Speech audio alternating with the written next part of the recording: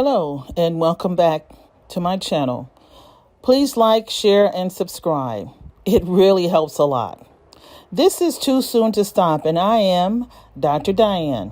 I have been an emergency room physician for over 30 years and have decided that it is now time for me to try other things. I am passionate about helping people. I love making people feel better from an ailment or injury. I want to do the same thing through Too Soon to Stop. There are plenty of people like myself that have spent decades in engaging in careers and now finding time to move on to other things for various reasons. My reason is that I have other dreams and goals that I want to pursue. I still want to continue to contribute and help others improve their lives just like I did for decades in the emergency room. Except this time, it will be helping people find their true selves and pursue those dreams and goals that have been put off for decades because, well, life got in the way. Most importantly, teach you how to become a better version of yourself in your own special and unique way. You can then use this to help others to do the same. We have multiple interests that lie outside of our jobs. Moving on from our jobs simply allows us to have more time to do what we really want to do and become who we really want to become.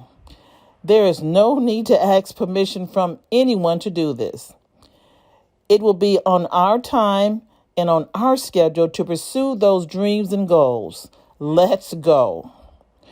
One of the things I have not told you about myself is that my husband and I have been real estate investors for over 20 years. We have several rental properties and have learned many, many lessons over the years. Some very painful and others humorous.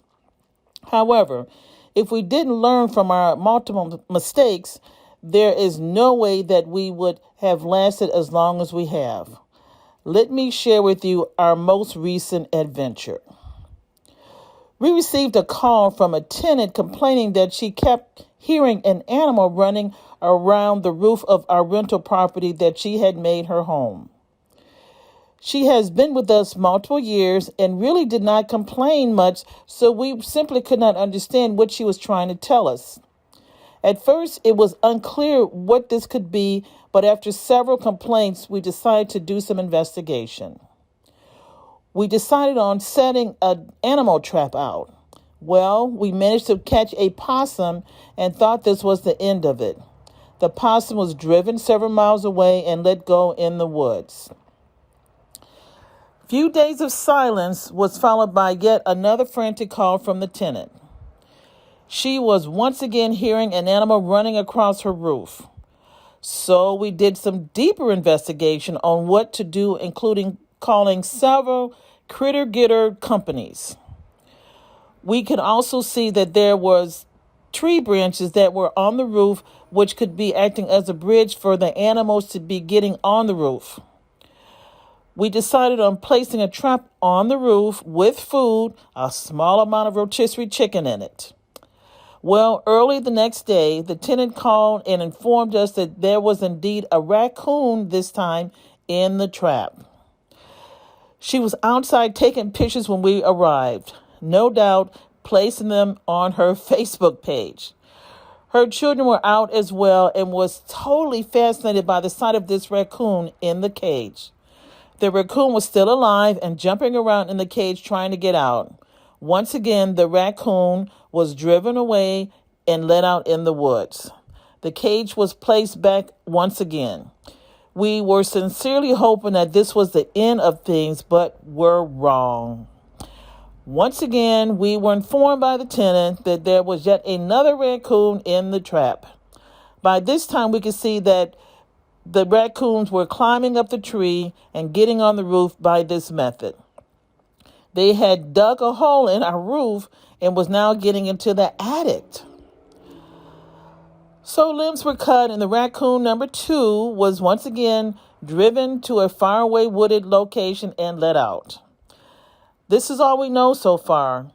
We'll keep you posted with any new developments. Mostly our tenant felt listened to and was satisfied with our efforts to get rid of the problem. So why am I mentioning this? Because real estate investment is not only about brick and mortar. It is really a people business. How people are treated and felt listened to is very important to keeping a tenant as well as having an amicable working relationship. Even though it was hard to believe that the tenant was saying we didn't know what she was talking about, but we still dealt with her complaints.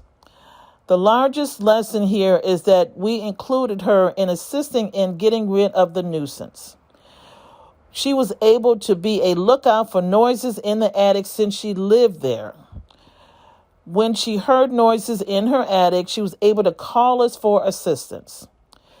She was able to also include her children who were able to see what was going on and see for themselves what was causing all the noise that was disrupting their lives.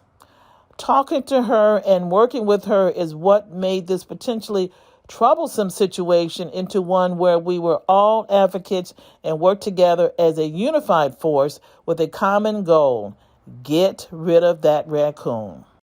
Since real estate is a people business, I like to draw the analogy of courting and getting married. When you are courting, you are at your best to impress your potential suitor. Of course, we would do our best to put our best foot forward by having the property clean, lawn groomed, and show the potential tenant how this could be their new cozy home. Prospects show up to see the property, and we could write a book on this encounter alone. Most people are polite, well-mannered, and let us know up front if they are interested or not. We ask them what they are looking for, and if we can accommodate their desires, we try to. If we are not a good match, we part cordially, and each of us moves on to the next appointment. Yes, we do kiss a lot of frogs until we find the tenant that will be the best fit. For instance, some people show up late for their appointments in a foul mood, acting disrespectful, and highly critical of every little thing. What kind of tenant do you think they would make? Needless to say, they are passed over for a tenant that is more civil and would be easier to work with. You would not marry someone who showed up on your first date late with a bad attitude and saying mean things about you, would you? Can you imagine being married to a critical, disagreeable, and demanding partner for years on end? Not the best first impression by any means, and we have no desire to be in a relationship either with a potential tenant. So, word to the wise, if you are looking for an apartment to rent or buy, even if you are not interested in the property you are looking at, still it is important to be civil.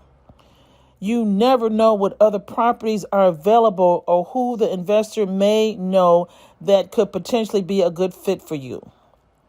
You never know who knows who and can act as a reference to you if you leave a good impression.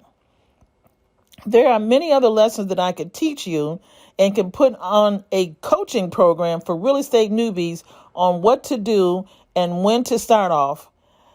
Real estate investing is very rewarding. You are supplying living quarters for a family in need. You are also providing employment for others who help maintain the property, including cleaning and providing lawn care, trash removal, and snow removal. It is a definite positive asset to the community and gives you the opportunity to not only help people, but of course to make a profit. But you have to know what you are doing. Many people have lost their shirt in real estate because of mistakes made. You have to know what you are doing in order to minimize these problems. No one, and I mean no one, can guarantee you success. If you are told this, smile, say thank you, and walk away because they are lying to you just to get your money. Learning from mistakes may not eliminate future ones, but it certainly does give you the confidence to go into a new situation with a new knowledge and experience that has been acquired. Till next time, praying for your success and wishing you the very best.